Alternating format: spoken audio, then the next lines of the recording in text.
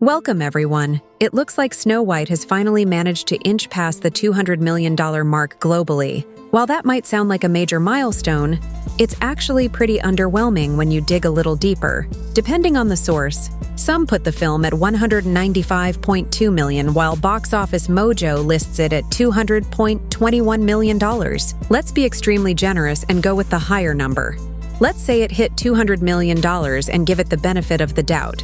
Because after all, this movie has faced plenty of hurdles, right? But let's not kid ourselves. This film is a failure on multiple fronts. $200 million may seem okay at first glance, until you compare it to what it cost to make. Most estimates place the production budget at around $269 million, but that was before extensive reshoots. Realistically, it's likely closer to $300 million or more. Sure, Disney will get some tax incentives back, but for simplicity, let's say the total cost is $300 million. That's a massive amount to spend on a film led by someone who, by Hollywood standards, is still relatively unknown. Rachel Zegler is still a fresh face in the industry. West Side Story was her first major film, and since then, studios have been pushing her hard as the next big thing, regardless of whether audiences are on board. Some might argue that Snow White's audience score, 72% on Rotten Tomatoes, is a positive sign. But that's based on a tiny number of viewers. And with the recent changes in how Rotten Tomatoes calculates audience scores, even that number might be artificially boosted. Meanwhile, the critic score sits at 37%. That tells the real story. One review summed it up by saying the original Snow White was a 10/10 classic.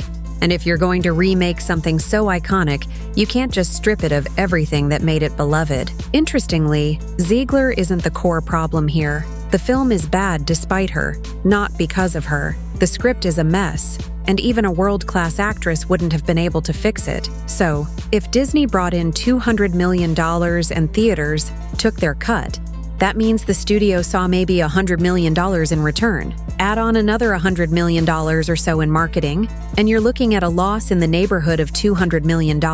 That's staggering. Now let's talk about Zegler's current gig. She's starring as Eva Peron in a stage production of Evita at the London Palladium, a big show at a big venue. The promotional material highlights her as a Golden Globe winner and notes her roles in Snow White, West Side Story, and The Hunger Games. This isn't a small-scale production, but here's the issue. Tickets are wide open. Every seat for every performance in June is still available. The booking system uses a traffic light indicator for availability, and it's all green. No demand at all. That's a huge red flag for someone being marketed as a rising star. In contrast, other shows like John Lithgow's have limited ticket availability, showing that some actors still have real drawing power. Zegler's situation is a clear example of the gap between what Hollywood wants audiences to embrace and what audiences actually care about. The industry has been forcefully promoting her, hoping she'll catch on, but it's just not working. It's like watching executives run headfirst into a wall, hoping this time the wall will move.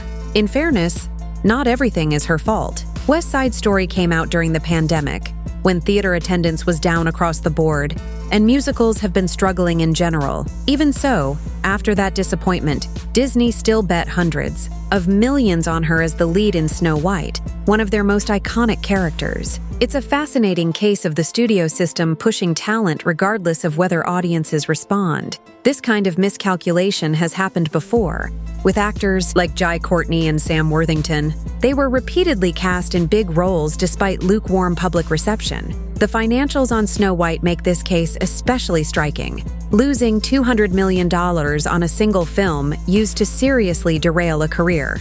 But today, it's not so simple. Studios are often committed to their chosen stars, no matter how poorly the films perform. Adding to the problem were Zegler's own comments ahead of the movie's release. She made several remarks about the original Snow White, calling the prince a stalker, and saying the remake would correct the outdated themes of the 1937 version. That didn't sit well with longtime fans and caused a PR headache even before the film hit theaters. When actors disrespect the material they're remaking, it sends a bad message that they don't understand or value what made the original so beloved. Compare that to how actors in successful remakes usually handle the press. They talk about their love for the source material and how they're honoring it while adding their own take. That balance matters. Theater is often more grounded in merit. Audiences are selective and willing to pay top dollar for performances that look promising. The fact that Evita isn't selling any tickets is incredibly telling.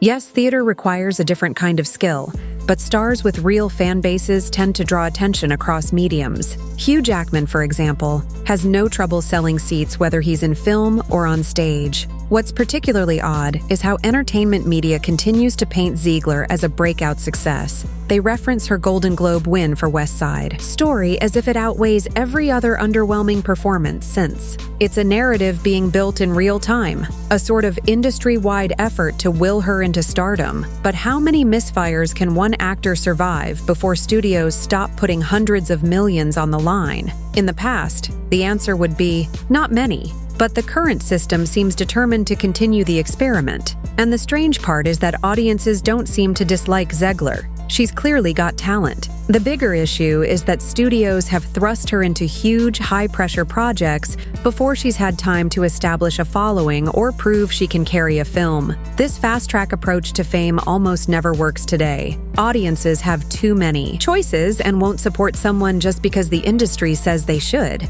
True star power grows over time, through consistent, meaningful roles that resonate with people. Look at actors like Florence Pugh, Timothée Chalamet, or Zendaya. They mixed indie hits with mainstream successes. They didn't start by headlining $300 million films. They built up credibility, slowly earned trust, and expanded their audience. Zegler hasn't had that chance. With Evita struggling and Snow White flopping, the question is, what now? Traditionally, a box office bomb followed by a failed stage run would mean a break from the spotlight. But the industry still seems heavily invested in her. Her next big role was in The Hunger Games, The Ballad of Songbirds and Snakes, playing Lucy Gray Baird. That film did decently, $330 million globally against a $100 million budget, but that was largely due to the franchise's built-in fan base. Zegler wasn't the main reason people bought tickets. If I were a studio executive looking at all of this, I'd be very cautious about casting her in another blockbuster lead.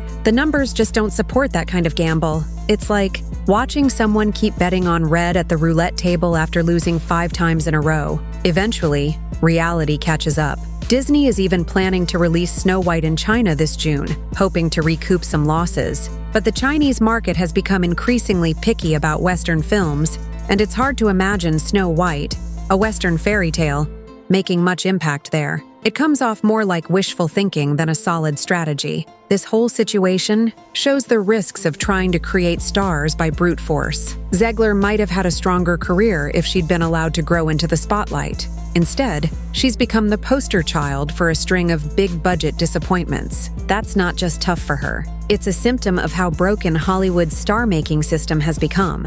When a new actor is repeatedly tied to failing projects, fair or not, the stigma can stick. People associate them with underperformance, even if they're not the problem. This says a lot about the state of modern entertainment. The old rules, where a big name could carry any movie, don't apply anymore. Audiences want good stories, interesting characters, and smart filmmaking. A familiar face on a poster isn't enough.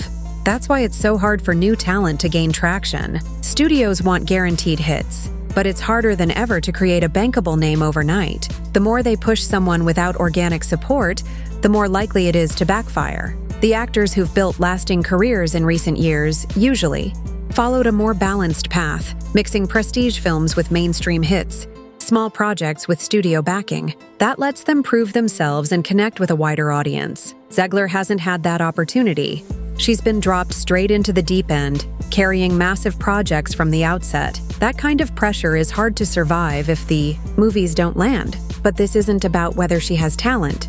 She clearly does. The real issue is how Hollywood's star-building model is out of touch with reality. So what's the smarter move now? Ideally, she should take a step back from major leads and focus on supporting roles in smaller, high-quality films. That way, she can rebuild her reputation, connect with viewers, and re-establish herself without the pressure of carrying a franchise. The big question is whether Hollywood will let that happen. Studios hate admitting they backed the wrong horse. Quiet course corrections are more likely than dramatic rejections.